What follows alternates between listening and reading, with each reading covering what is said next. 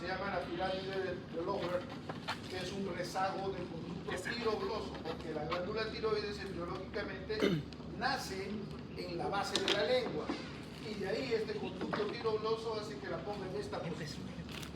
Por eso es que hay algunos pacientes que se les puede encontrar tumores de la línea media, y esos tumores de la línea media en su gran mayoría son rezagos de este conducto tirogloso y por lo tanto rezagos de glándula tiroidea. Cuando nosotros tenemos tumores de glándula tiroidea, antes de darle yodo radiactivo para quemar, tenemos que darle yodo para buscar otros focos ectópicos de glándula tiroidea. Entonces, siempre es muy importante tener presente esto del conducto tiroideo. Muy bien. Recordar que la glándula tiroidea pesa entre 12 y 20 y se puede palpar. La glándula tiroidea no es que no se palpe, se puede palpar. Nunca más allá del tamaño de una pelotita de Jax y de la consistencia de una pelotita de Jax. Creo que el ITS no se puede. Cualquier La bolita no. tamaño de tiroides por encima de una pelotita de Jax, ya comenzamos a tener lo que se denomina bocio. El crecimiento de la glándula tiroidea se denomina bocio. Bocio. Muy bien, ya saben ustedes que la glándula tiroidea Creo que no son tengo islotes con coloide hacia el centro. Coloide que tiene muy rico T3, triodotironina, y T4, tiroxina. Uy, fácil. ¿Cuál de las dos es más activa? ¿Activa? T3. ¿Cuál es más activa? T3. T3 es más activa. T4 tiene mayor cantidad. Más abundancia. Muy bien. Endocrina. Entonces, estos son los que son las células foliculares, con unas vellosidades hacia el coloide ¿Por qué? y unas bases hacia la Dio y periferia, una- hacia la sangre. Dio. Entonces, recordar lo que ya todos conocemos, el eje hipotálamo hipoficiario, TLH, TSH, hormona tiroidea, T3, T4. Este T3 y T4, ya adelantamos algo en la clase pasada, actúan los órganos periféricos a través de receptores alfa y beta de tiroides, de hormona tiroidea. Entonces tenemos nuevamente la adenohipófisis, que va a liberar esencialmente TSH. La TSH actúa sobre la glándula tiroidea para producir tiroxina o tretaiodotironina y triodotironina T3. Entonces ya hemos hablado que en mayor cantidad está la T4 y en menor proporción está la T3. Pero hemos hablado que la que tiene T3 es más activa. No se olviden. Esta T4 se puede desyodizar, la enzima se llama desyodinasa y se produce T3. Todo ello dentro de la glándula tiroidea o periféricamente. Por eso es muy importante esta desyodinasa. Miren ustedes, existe tipo 1 en el hígado, riñón, tiroides, tipo 2 en el sistema nervioso central, hipófisis, músculo, tipo 3 inactiva T3 y T4 generando la famosa T3 reversa que no tiene. Es muy importante esta convicción periférica, es la conversión de T4 a T3 predominantemente. T3, hemos hablado que es la forma más activa, es 10 veces más potente que la T4. Ahora ya no existe duda. ¿Cuál es la de mayor cantidad? T4. Se une a receptores nucleares en el tejido diario, corazón, hígado, huesos, sistema nervioso, y es ahí donde va a producir. Mínimo no viene eso. ¿Estás seguro? Regula genes implicados en el metabolismo basal, en el desarrollo neurológico y en el ritmo cardíaco. Esta es la síntesis que tienen que recordar ustedes de siempre. Existe el famoso cretino. ¿Quién es el cretino? Ah, retraso El mental. paciente con hipotiroidismo primario, generalmente neonatal. Y si tiene un hipotiroidismo primario, no tiene desarrollo neurológico. Ya les dije, el niño tiene su corazoncito, tiene su hígado, tiene su suprarrenal, tiene su corteza cerebral, pero esa corteza cerebral todavía no está unido a la corteza límbica ni al tronco encefálico. Por eso el recién nacido es un animalito más. depende de sus reflejos de tronco encefálico, depende de sus reflejos límbicos. Grita, llora, todavía no la asocia a ahora no debo gritar, Claro. ahora no debo llorar, no sé cómo llamar la atención. Entonces, ese desarrollo neurológico de unir la corteza va a depender en gran medida de su cantidad de hormona tiroidea. No tenemos eso, tenemos el gran cretino. Entonces, cuando te peleas con la enamorada y la enamorada dice, ¡ah, es un cretino! Ya sabes a qué se está refiriendo. Entonces son enanitos, son chiquitos, no crecen. Ha dicho ya. Y tienen poco desarrollo mental. Entonces, muy importante el desarrollo neurológico de la hormona tiroidea. El metabolismo basal. Ustedes tienen un estándar de metabolismo basal. Pero en las situaciones de estrés, su organismo tiene que consumir más oxígeno, su organismo tiene que consumir más glucosa. ¿Y eso qué lo da? Un triángulo muy importante, tiroides suprarrenal y hormona de crecimiento.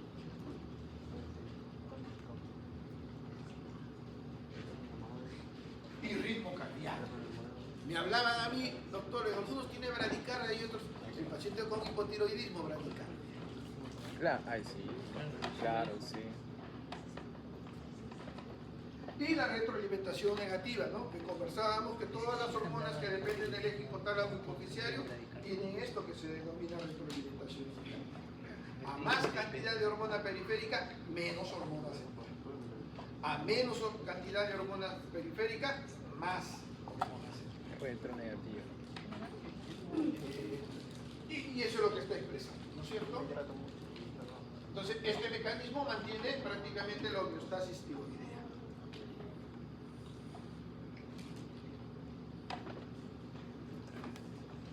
Esta es la clase de la doctora Blanca Fuentes.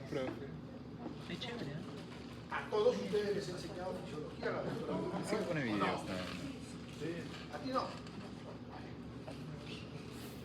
Préstenme sus. Entonces, ahí la doctora Blanca Fuentes les habló de cuáles son las etapas Pero del solamente pone videos. Ah, sí, sí, otro de síntesis, Pero pone videos. almacenamiento, proteólisis y desalojación. ¿Por qué es muy importante? ¿Por qué yo he traído esto acá? Porque me va a decir, por ejemplo, Pero te lo explico todo bien resumido.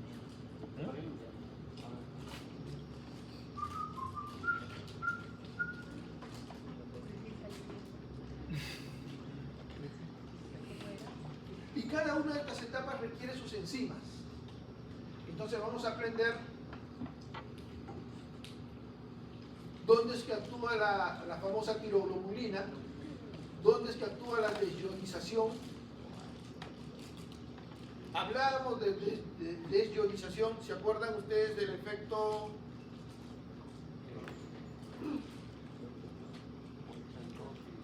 El de...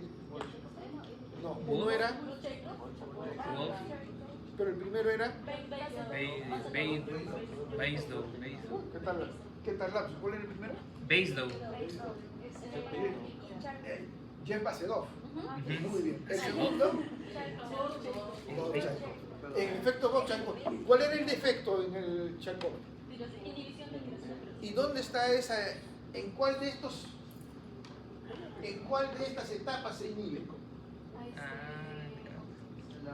Entonces, ahorita vamos a ver. Entonces, por eso es muy importante tener presente esto que nos enseñó la doctora Blanca, las distintas etapas. 6 etapas. Entonces, nuevamente tenemos hipotálamo y hipófisis. Nuevamente tenemos, miren ustedes, los receptores TSH, como de TSH, también acá empieza en la parte basal. Acá están los folículos tiroideos hacia el centro del coloide y hacia la periferia la parte basal. Entonces ahí está la parte basal, TSH, TSH. Inmediatamente eso hace que aumente el AMP cíclico, aumente la cantidad de tiroglobulina y eso va a aumentar inmediatamente, empieza la yodización. Un yodo, 2 yodos, 3 yodos, 4 yodos para nuevamente empezar su recaptación. Nuevamente entra el folículo, viene la desyodización, viene la pérdida de la tiroglobulina y la hormona tiroidea sale. Entonces, esto es prácticamente todas estas fases que aprendieron ustedes con la doctora.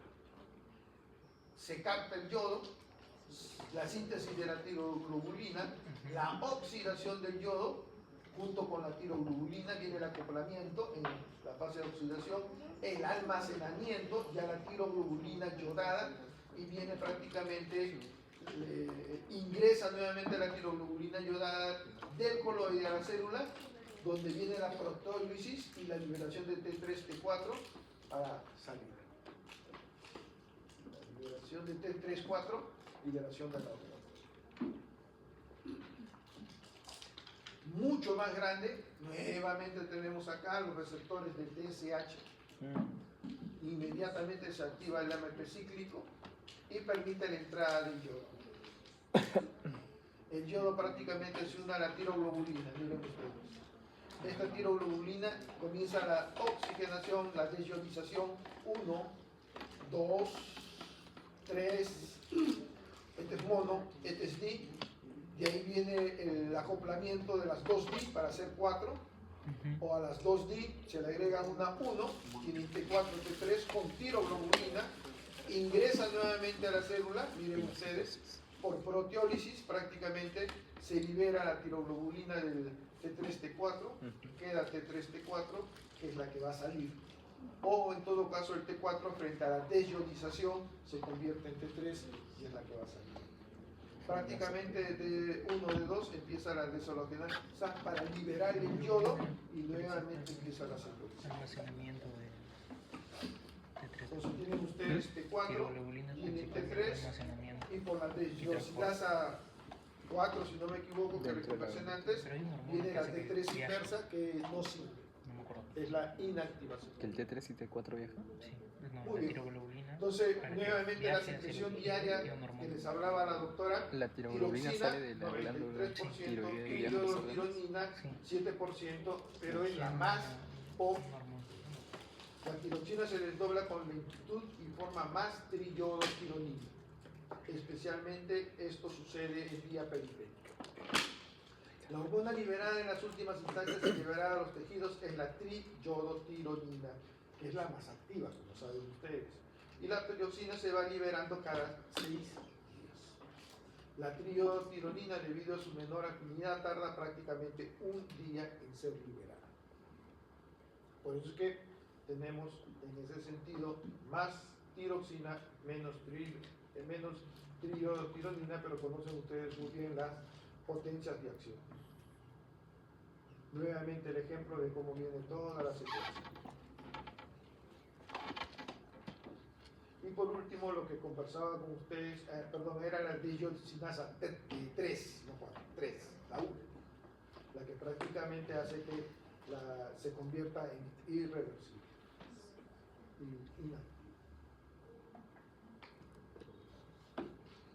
Efectos de las hormonas tiroideas, entonces T3, T4 va a utilizar receptores, nuevamente intracitoplasmáticos, para producir acción a nivel núcleo. Por eso es que esta es otra de las hormonas, al igual que el cortisol, que actúan directamente sobre el núcleo. ¿Y para qué van a actuar sobre el núcleo? Porque van a actuar esencialmente, son muy importantes para el metabolismo. Y en el metabolismo existen unas diversas sustancias, diversas enzimas. Estas enzimas tienen que ser fabricadas. ¿Quién fabrica eso? El núcleo. Pero ¿quién hace que se activen todas estas enzimas? Cortisol, tiroides, hormona del crecimiento y la insulina, que vamos a ver después. Muy bien. Entonces, ¿qué enzimas van a actuar?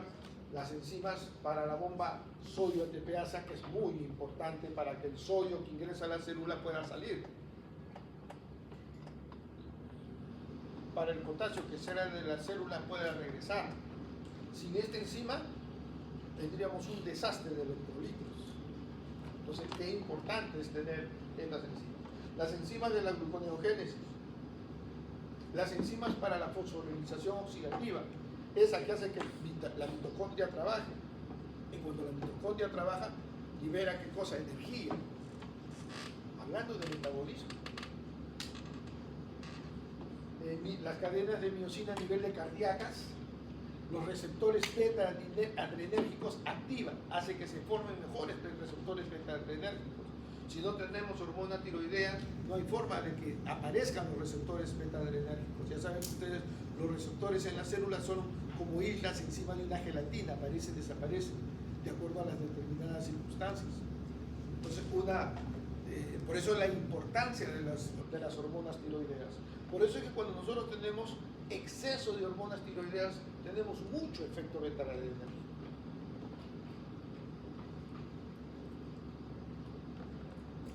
Y algunas otras. Vamos. Doctor, ¿aumentan los receptores betas a nivel de Corazón. riñón y corazón?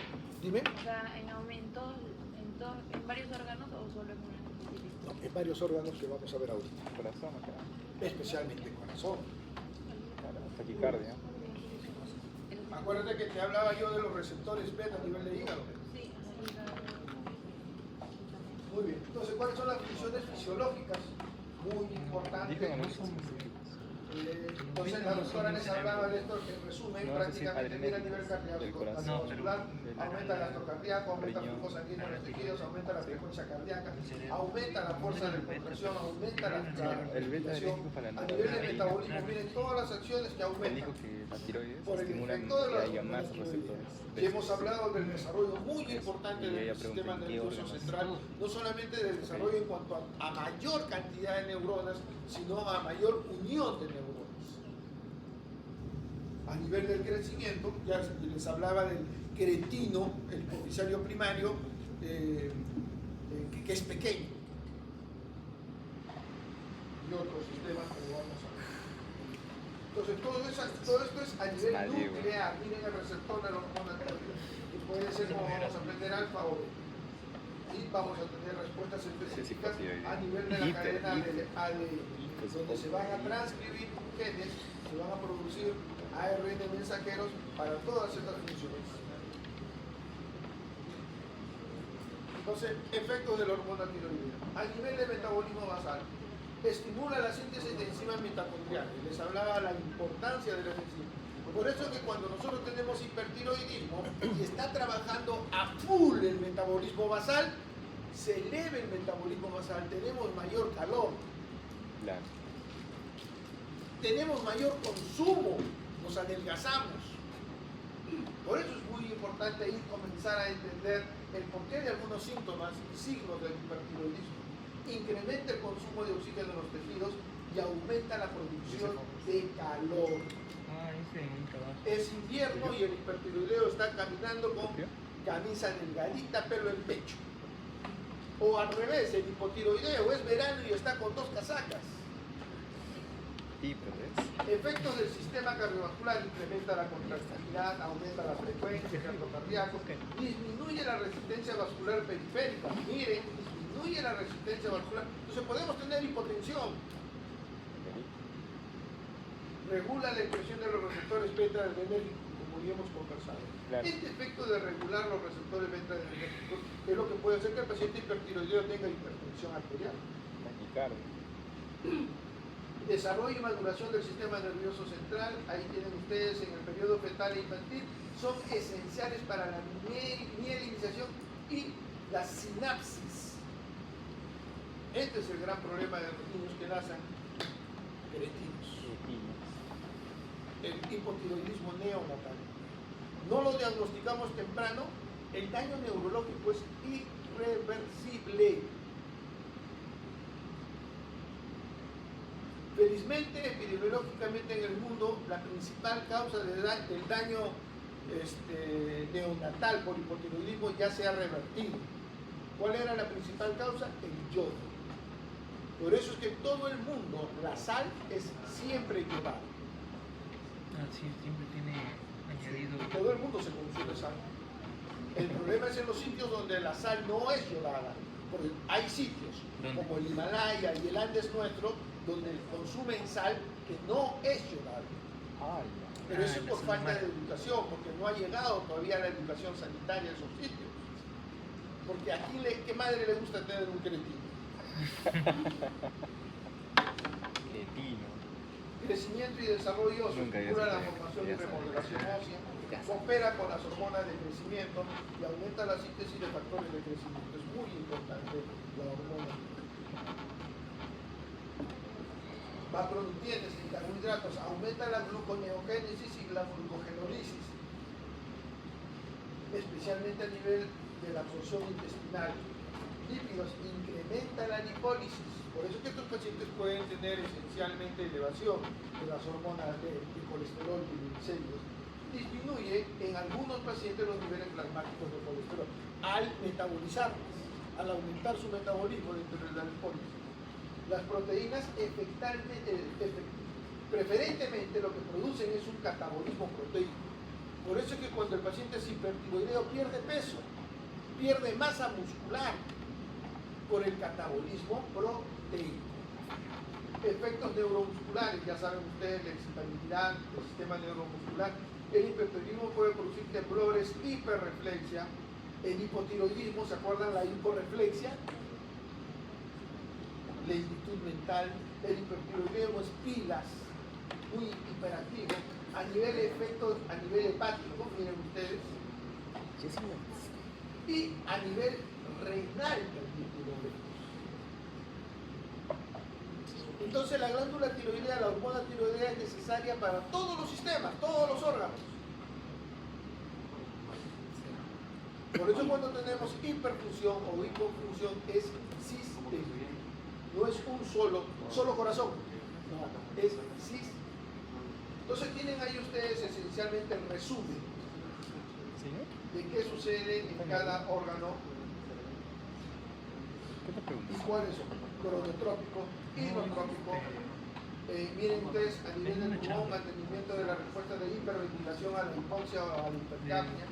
Ya dijimos a nivel adiposo, estimula la liposis, músculo, catabólico, hueso, mejora el desarrollo, sistema nervioso, metabólico, intestino, aumenta la tasa de absorción de carbohidratos, especialmente de glucosa. Entonces hablemos del hipertiroidismo. Tirotóxico. Esto es tiro, no toño. Cuando tienen efectos así, échenle la culpa a la secretaria. ¿Ya? Entonces, esto es tirotoxicosis. Conjunto de signos y síntomas por incremento de 3 T4. Hipertiroidismo. ¿Cuál es la diferencia, doctor? Hipertiroidismo es el incremento del T4 y del 3 por incremento de la función de la glándula tiroidea. Incremento de la función. Esto simplemente es incremento de T4. Por ejemplo, yo tengo una inflamación de la glándula tiroidea y como está inflamada la glándula tiroidea, se produce una liberación de hormona tiroidea. Eso es tirotoxicosis. No hay un aumento del metabolismo a nivel de la glándula. Hay una liberación de la reserva de hormona tiroidea. Entonces, eso tienen que entender cuando hablamos de hipertiroidismo, o es por tirotoxicosis o es por aumento del trabajo de la glándula tiroidea. Hablar de aumento del trabajo de la glándula tiroidea es hablar de receptores TSH, porque son los receptores de TSH los que inician el trabajo de la glándula tiroidea.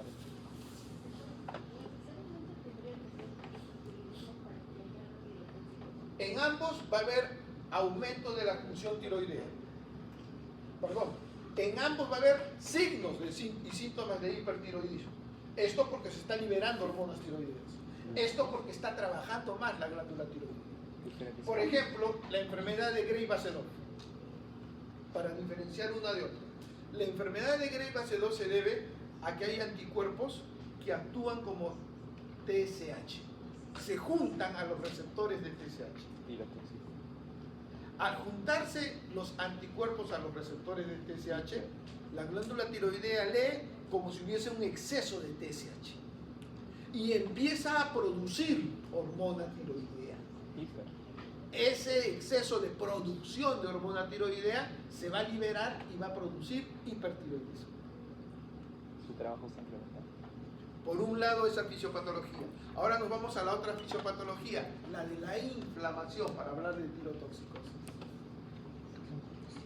Es decir, el paciente que tiene inflamación de la glándula tiroidea, no por TSH, sino por una infección, y ahí nos acordamos un nombrecito, enfermedad de Deckerman, o la primera parte de la enfermedad de Hashimoto, inflamación de la glándula tiroidea. Eso hace que se libere hormona tiroidea, no que la glándula tiroidea aumente su 23. peso. Está bien. 23. ¿Ya? No, 25. Entonces, por eso que tú tienes acá causas de tirotoxicosis, Una por medio. hipertiroidismo primario, por ejemplo. 34. Y luego 2 horas y tienes media, ¿no? específicamente tirotoxicosis sin hipertiroidismo. Mira, tiroiditis Sintomática. aguda, tiroiditis asintomática. Por último, hipertiroidismo secundario, que como saben ustedes es problema de hipófisis, no de glándula tiroidea. Entonces, ellos distinguen estas dos cosas. Esto es generalmente aumento de TSH. Claro. Esto es liberación de la hormona tiroidea.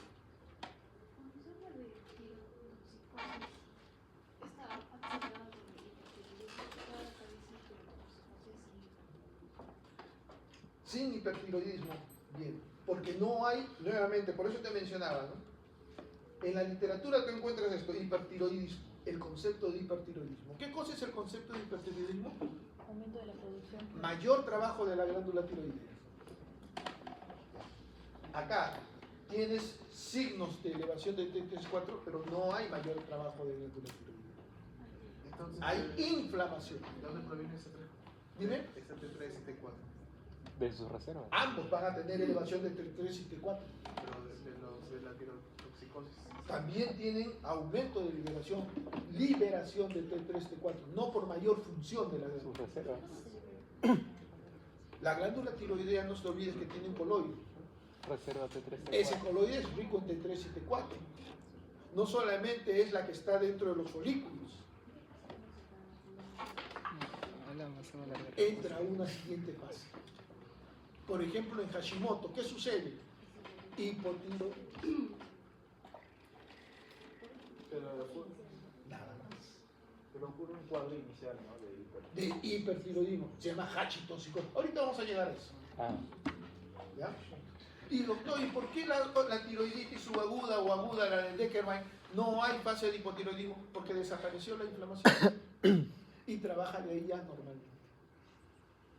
No es como la de Hashimoto, que aparece toda una fibrosis y ya no le regresa a lo normal.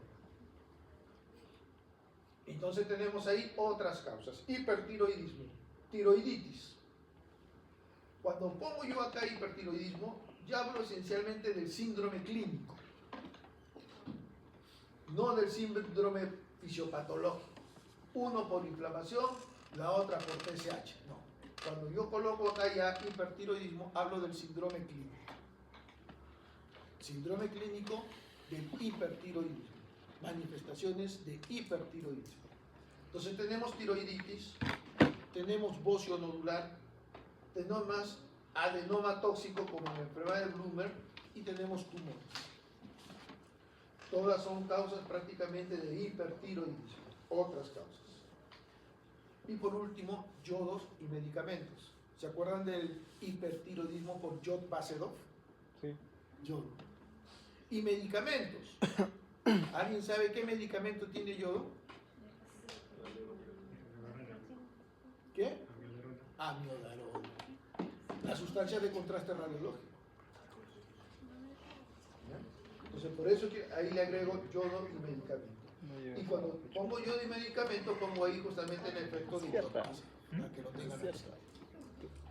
¿Qué cosa es el efecto de yodo base? Es una forma de tirotoxicosis, producción excesiva de hormona tiroidea inducida por yodo que se produce tras la administración de grandes cantidades de yodo a través de sus suplementos en personas con una reserva de yodo limitada o con enfermedad tiroidea subyacente. Generalmente son pacientes que tienen un cuadro tiroideo, un bocio o una disfunción subclínica Me toca mi mano. y aparece. El exceso de yodo provoca una hiperactividad de la glándula tiroidea llevando a estado de hipertiroidismo. Muy bien. Entonces tienen ustedes ahí la clasificación por sobreproducción de hormona tiroidea, por ejemplo, Gray Bacillus, que ya saben ustedes cuál es el mecanismo patogénico. Esto tienen que leerlo al pie de la letra. ¿Dónde está eso? Ya saben ustedes en su Ganon, el libro de fisiopatología, no es el POR, en la otra Biblia es esta de acá. La otra Biblia. Entonces, esto es muy importante, ¿por qué? Porque nos va a explicar la fisiopatología directamente, ¿no? Enfermedad de Gray les hablaba de los anticuerpos contra los receptores de TSH. Por lo tanto, comienza a trabajar como si hubiese un exceso de TSH. Pero mucho cuidado con esto, porque el hipertiroidismo tiene dos cosas muy particulares, ya es el hipertiroidismo del Gray base 2. Uno, el exoftálmos. Porque los músculos retrooculares y la grasa retroocular también tiene receptores de TSH. Y estos anticuerpos se unen, los activan y producen justamente una hipertrofia de la masa muscular retroocular y de la grasa retroocular, produciendo exoftálmos. Y el otro concepto ligado a la enfermedad de Gray base 2 muy importante de ese mecanismo fisiopatológico es el concepto de mixedema. Doctor, pero mixedema siempre se nos ha enseñado en hipotiroidismo. No, este es un mixedema especial. Es esencialmente pretibial. ¿Dónde queda la tibia? En las piernas. Muy bien. Pretibial. Ahí se forma como un edema duro, una piel cuarteada. ¿Así? Entonces, muy importante esos dos conceptos dentro de lo que es enfermedad de Gray base 2.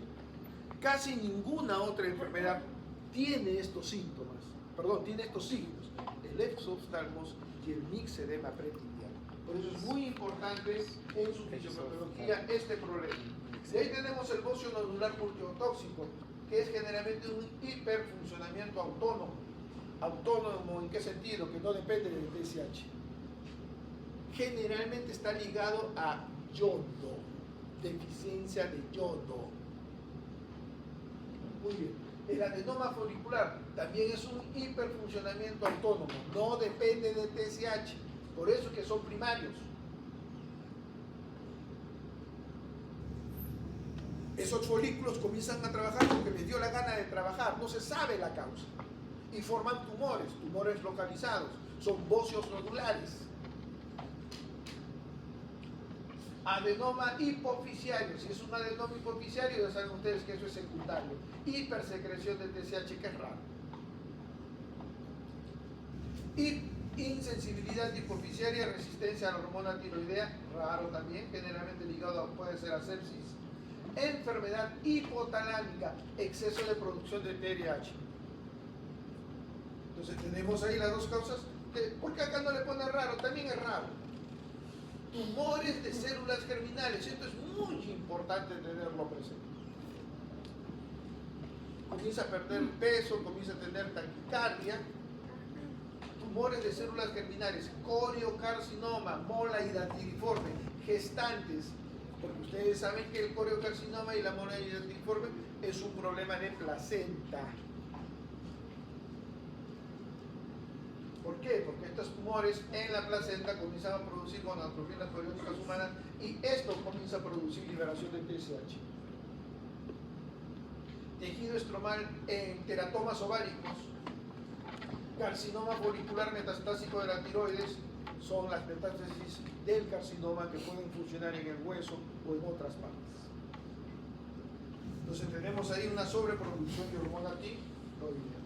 Destrucción de glándula tiroidea, las tiroiditis, la tiroiditis linfocítica, la tiroiditis granulomatosa y la tiroiditis de Hashimoto. Ambas, liberación de hormona, liberación de hormona, liberación de hormona. Por eso es importante entender la tiroiditis linfocítica, que es la de Deckerbein, generalmente después de un cuadro viral, entra a un proceso de dolor en la región anterior, uno palpa y encuentra bocio, pero no es fácil delimitarlo porque cuando uno palpa el bocio le duele. Entonces no permite que se pueda delimitar, solo sé que hay algo crecido ahí. Le hago la ecografía y encuentro prácticamente una glándula difusamente crecida, inflamada, porque se puede ver eso en la ecografía. Con signos de hipertiroidismo, le pido dosajes de T3, T4 elevados. Yo ya sé que ese hipertiroidismo por la enfermedad de Kerman pasa el proceso viral disminuye la cantidad de anticuerpos que son los que lesionan esa glándula tiroidea, inflaman esa glándula tiroidea y desaparece. Efecto de fármacos que ya hemos conversado, justo lo tienes ahí. Por eso me encantó que digas amiodarona, se ve que has estado leyendo. Entonces en la clínica tenemos eso, ¿no? Metabolismo acelerado, pérdida de peso, palpitaciones, taquicardia, tremor, hiperreferencia, insomnio, intolerancia al calor. Hipertiroidismo severo, arritmias cardíacas, alteración del sueño, hipertermia, diarrea, perfil hepático alterado. Cualquiera de estas, especialmente estas últimas, diarrea, perfil hepático alterado, hacen que el hipertiroidismo, hablemos de tormenta tiroidea. Un perfil de hormona tiroidea de hipertiroidismo, más unas pruebas hepáticas alteradas, hablamos de tormenta tiroidea. Es una enfermedad que tiene una mortalidad del 50%, porque no es fácil tratar. El tratamiento empieza por darle yodo. ¿Yodo, doctor? ¿Yo? Yodo. Grandes dosis de yodo para suprimir bruscamente la función tiroidea, la liberación de hormona tiroidea. Eso es lo que, Pero casi. doctor, eso es lo que normalmente se conoce como que explican que dicen que lo convierten a hipotiroidismo, algo así. Brusco. Suprimo la función tiroidea. Tormenta tiroidea. Muy bien, diagnóstico, entonces ya saben ustedes, el hipertiroidismo primario, T4 elevado, T3 elevado, TSH en el suelo. Marcadores inmunológicos, muy importante. ¿Qué cosa es el TSI? Inmunoglobulina estimulante de la tiroides en el Gray base 2. Son esos anticuerpos contra la TSH, los receptores del ¿Qué se vea? TSI, inmunoglobulina estimulante. Y TPO y ATA, muy importante es esto, porque cuando hemos hablado justamente de la peroxidación del yodo, ahí entra justamente la peroxidasa tiroidea. Y cuando hemos hablado de que la tiroglobulina, ahí entra la tiroglobulina. Sí. Entonces, muy importante esos dos, cuando hemos hablado de la oxidación del yodo y cuando hemos hablado de la tiroglobulina. Se forman anticuerpos. Entonces, ahí tenemos los famosos anticuerpos TPO y los famosos anticuerpos ATA. Pero estamos hablando de marcadores inmunológicos en el hipertiroidismo. Especialmente estos de acá. Estos de acá habla de Hashimoto, pero de la primera fase del Hashimoto, cuando comienza a inflamarse la glándula tiroidea por anticuerpos. Cuando comienza a inflamarse la glándula tiroidea por anticuerpos, lo primero que se tiene es una pequeña fase de hipertiroidismo, como vamos a ver. Después se produce una fibrosis por presencia de linfocitos, macrófagos. Eso hace que esa glándula tiroidea se fibrose y entre a su segunda fase, que es hipotiroidismo, porque ya no puede producir hormona tiroidea. Lo vamos a ver en su momento. Y por último, el hipertiroidismo secundario, que se llama tirotropinoma. Tumores a nivel de hipotálamo, que son los que producen TSH. Tumores a nivel de la hipófisis, que producen TSH y por lo tanto T4 y T3 aumentan. Son los secundarios, hipertiroidismo secundario. Síntomas, signos y datos de laboratorio. ¿Qué pregunta? Nivel de TSH, si el hipertiroidismo es primario, ya saben ustedes que está suprimido. Si el hipertiroidismo es secundario, ya saben que esto no va a estar suprimido, esto va a estar elevado. Y de ahí todo el resto ya lo conocemos. Entonces, eso es en el caso de hipertiroidismo. Enfermedad de Gray base 2, porque ya hemos dicho que existen varios tipos de hipertiroidismo. Entonces vamos a hablar de uno específicamente, que es la enfermedad de Gray base 2. ¿Debido a qué? A los anticuerpos TSI. Los anticuerpos con los receptores del TSH. Entonces ahí tienen ustedes, miren las características clínicas de lo que les hablaba. El exoftalmos y el mixedema pretibial. Fuera de los síntomas y signos que hemos conversado del hipertiroidismo, el exoftalmos y el mixedema pretibial. Perdón. Se supone. Como la enfermedad de Gray-Bacedón, al igual que la de tiroiditis Hashimoto, es una enfermedad autoinmune, y miren lo que sucede con los anticuerpos citotóxicos a nivel de los músculos y de la región retroorbitaria, que va a producir exoftalmos. Entonces, puede producirse otras enfermedades autoinmunes en el paciente. Entonces, hemos visto relacionado a diabetes, sí, hemos visto diabéticos, que si estamos hablando de anticuerpos, comienzan a desarrollar diabetes mellitus tipo 1. Anticuerpos contra los islotes de Langerhans. Hipoadrenalismo, como en la enfermedad de Addison. Es decir, vamos a encontrar insuficiencia suprarrenal autoinmune. Orquitis, hipoparatiroidismo. Puede encontrarse también otros trastornos no endocrinos autoinmunes, como es el famoso vitiligo, como es la famosa anemia perniciosa, etcétera, etcétera. Es decir, el paciente con Gray-Bacedón puede desarrollar en su evolución cualquier enfermedad autoinmune. Es un factor de riesgo para el desarrollo de cualquier otra enfermedad autoinmune. Entonces hay que siempre estar vigilando. Si hay un hipertiroidismo clínico, hay un hipertiroidismo subclínico. Tengo elevadas tengo las hormonas T3, T4 normales, pero los niveles de TSH están bajos. Mi reserva todavía está funcionando, pero mi reserva está haciendo que mis niveles de TSH se caigan. Entonces hay que tener mucho cuidado en el hipertiroidismo. ¿Cómo es eso? No te olvides que si yo tengo elevado T3, T4, TSH, muy bien. Si yo tengo elevado mi T3, T4 y mi TSH todavía se mantiene dentro de límites, entonces puedo leer qué está pasando acá. Cuando comienza a caerse y no tienes hormonas tiroideas elevadas, algo está haciendo que se caiga. ¿Qué está haciendo que se caiga? Tus hormonas periféricas, que todavía están en rango normal, pero el TSH ya lo está elevando. Tu hormona hace esto, tu hormona tiroidea hace esto. No es un TSH constante. Por eso que cuando tu hormona tiroidea baja, el TSH sube. Si se libera hormona tiroidea, tu TSH baja. Pero ¿qué sucede en estos pacientes que tienen hipertiroidismo subclínico? Tu TSH está constantemente baja, ¿no es cierto? ¿Pero por qué está constantemente baja? Porque tu hormona tiroidea de reserva está alta. Entonces es muy importante siempre pedir las dos cosas. Si yo sospecho de hipotiroidismo, 30% de la población tiene una enfermedad tiroidea.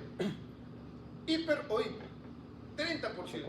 Por eso es que todos los pacientes, por lo menos los que llegan al Hospital de la Fama, que llegan para un estudio, siempre les pedimos hormona tiroidea. Sean obesos o no sean obesos, sean delgados o no sean delgados. Muchos de ellos, algunos de ellos, llegan con hormonas tiroideas normales, pero con TSH en 5, 6, 7, cuando lo normal es 4. ¿Por qué si lo normal es 4 tiene 8 de TSH? Algo está pasando. Eso se conoce como hipertiroidismo subclínico. Nos vamos al otro lado, que es el hipotiroidismo. Hipotiroidismo T3, T4, las hormonas tiroideas en el suelo. Si las hormonas tiroideas en el suelo son por causa primaria, ¿cómo está el TSH? Elevado. Si es por problema de hipófisis, la TSH está Disminuido. entonces la cosa ya queda clara. Entonces tienen ustedes disminución. ¿Qué cosa van a tener? Ralentización del metabolismo basal, al contrario del hipertiroideo. Se vuelven obesos. Entonces tienen ustedes ahí las distintas causas congénitas. Hablando del hipotiroidismo congénito, no solamente de deficiencia de yodo, sino miren ustedes, existe un perfil genético que hay que dosar. Especialmente cuando la madre tiene y la familia tiene antecedentes. Sí. Y otras causas de hipotiroidismo, primario, transitorio y secundario. Entonces tenemos primario, puede ser autoinmune como la tiroiditis de Hashimoto, cuando ya viene la fase de fibrosis. Se ve bien. Puede ser por déficit de yodo en el bocio endémico, puede ser congénito, las disquinesias tiroideas, ya hemos hablado de lo congénito. Pueden pacientes postquirúrgicos, cáncer, le quitas la tiroides, pasa el hipotiroidismo. Puede ser postyodo radiactivo, que es lo mismo que cirugía, le das yodo radiactivo, quema la glándula tiroidea, hipotiroidismo. Puede ser por fármacos, ya hablábamos de yodo, y puede ser secundario a patologías de hipófisis. Entonces, cuando hablamos de fármaco, ahora sí, hablamos del efecto Wolff-Chaikoff. El efecto de un consumo excesivo de yodo puede inhibir una enzima llamada peroxidasa tiroidea. Entonces, nos vamos acordando de algunos marcadores. TSI para enfermedad de ATA, TPO para enfermedad de Hashimoto.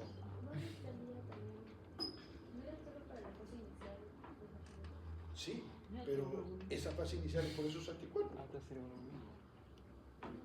Tú lo tienes al paciente hipotiroideo ya fibroso, pero los anticuerpos siguen elevados.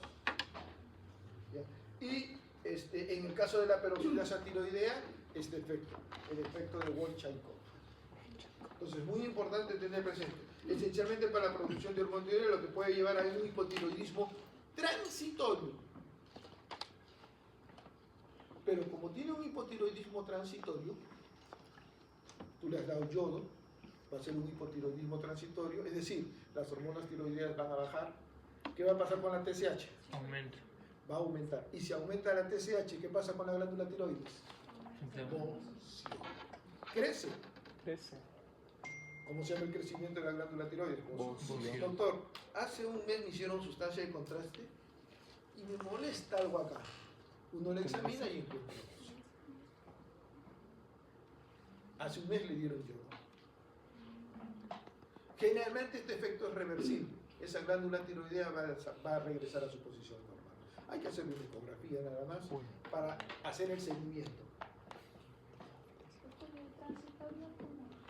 ¿Cómo? Vamos a ver. Tiroiditis asintomática, incluida la tiroiditis puerperal, es decir, no te olvides que durante la gestación se produce, ¿te acuerdas que aumentaba la TSH? Y si aumenta la TSH, aumenta la glándula. Puedes encontrar un bocio estacionario. No significa que haya disfunción de la glándula tiroidea, solo que ha crecido la glándula tiroidea. Eso es lógico. Termina la gestación, Bueno, por eso es transitorio. ¿Listo? Entonces tenemos ahí el mecanismo fisiopatológico de la congénita, el mecanismo fisiopatológico de la Hashimoto, destrucción autoinmunitaria. Primero hay una inflamación y luego hay una fibrosis. Deficiencia grave de yodo, síntesis hormonal disminuida. Se disminuye la liberación rápidamente. Por eso es que le digo, cuando tenemos una tormenta de tiroidea, le damos una buena cantidad de yodo y se suprime inmediatamente la liberación de hormona tiroidea. Y periféricamente la desyodasa se activa, invirtiendo la conversión. Tiroiditis linfocítica, que como les mencionaba era la de Deckerbein, generalmente subaguda, después de procesos virales. Ablación de tiroides, como por ejemplo el yodo radiactivo, como por ejemplo la cirugía, como terapia de radiación, puede producir una disminución en la síntesis hormonal de hormona. Entonces ahí tienen los mecanismos fisiopatológicos de por qué se presenta el hipotiroidismo. Para ir terminando, fármacos, y hemos hablado de lo que es el efecto Chaikoff, hipopituitarismo, problema a nivel de la hipófisis, no se produce TSH, o enfermedad hipotalámica, no se produce TRH. Si no se produce TSH y TRH, no hay producción de hormona. Doctor, pero en el hipotiroidismo no sería solo el TSH, sino estaría en conjunto con las demás hormonas. Si es hipopituitarismo, ya les dije, rara vez es individual, generalmente es panhipopituitarismo. Claro. A diferencia si es hipotalámico. Hipotalámico sí puede haber tumores específicos en la producción de TRH,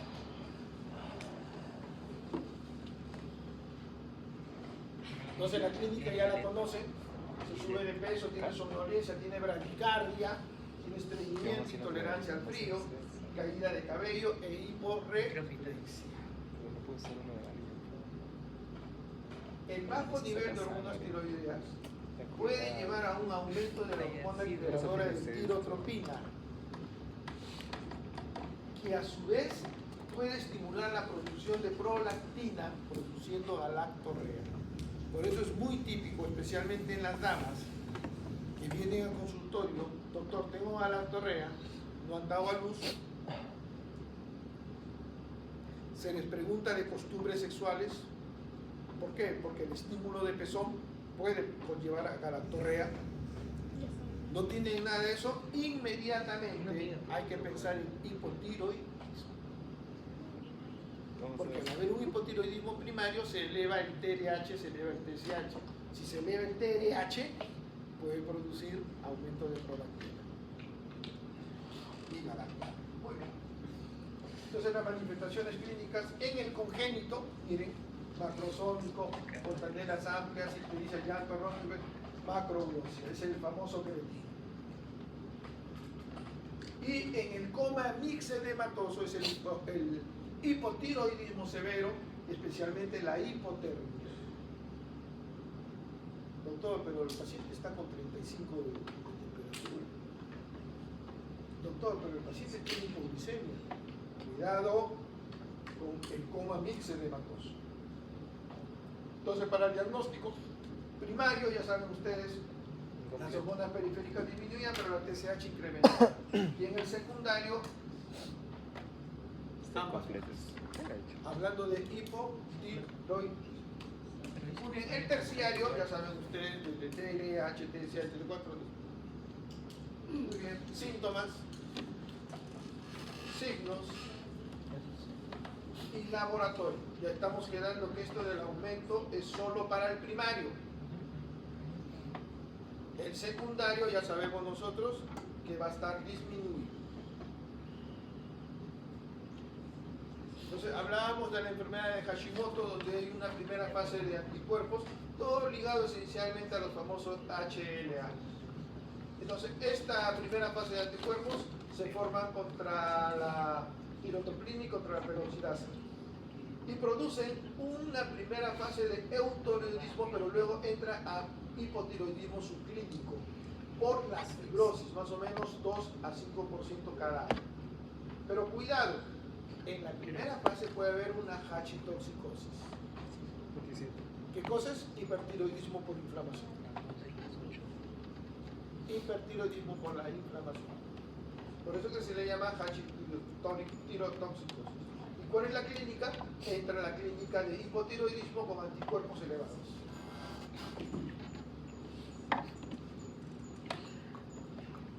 Entonces ahí tienen ustedes muy bien relatadito cuál es la patogenia de la enfermedad de Hashimoto, cómo es que se involucra especialmente los linfocitos T, y cómo es que se va involucrando progresivamente los anticuerpos. Existe a veces la presencia de lo que ya, anticuerpos contra TSH, pero mucho más importantes son los TPO y los ANTA. Entonces dentro de la patogenia de la enfermedad de Hashimoto. ¿Y esto por qué viene? Líneas gruesas color azul, estimulación; líneas finas color rojo, inhibición. Tú le das yodo,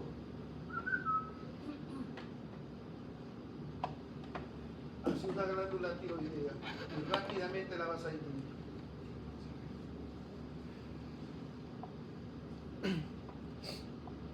Esto salió hace poco en el Lancet del 2025 como una serie de sustancias, se les llama los inhibidores de la tiroquinasa, que están muy en boga de las enfermedades neoplásicas.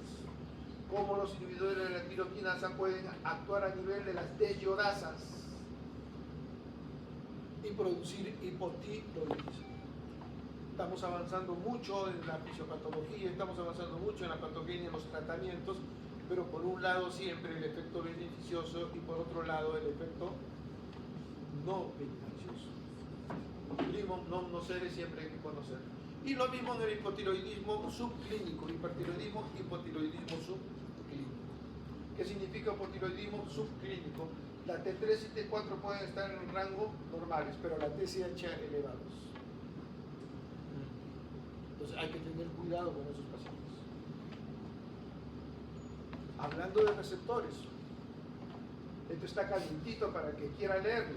Se los mandé en el PDF. Eso no lo presenté yo en la clase regular. Como lo conseguí, se los estoy dejando ahora para las siguientes clases. Miren la importancia de los receptores beta para la tiroglobulina a nivel esencialmente hepático. Activa todo lo que es metabolismo, que es lo que está reducido en el paciente con esteatosis hepática. El paciente con esteatosis hepática llena su hígado de grasa. ¿Qué hacemos con estos famosos agonistas de los receptores? Activar su metabolismo. Ahí está el medicamento. Es metilo. Es metilo. Los receptores beta de la hormona tiroidea. ¿Quieran leer algo más? Entonces, nuevamente, los polos opuestos, ¿no? Hipertiroidismo e hipotiroidismo, para que se acuerden los síntomas. Las diferencias entre Jod-Basedov y Wolchaikov. Lo tienen de su clase de fisiología, se los hago recordar. Y aquí a aquellos compañeros que quieran entrar a ver funciones de hormona tiroidea, entren a este precio. Lo trabajó muy bonito. Jóvenes, Oye, está comiendo bastante esto. tienen 10 minutos para entrar a síndrome metabólico.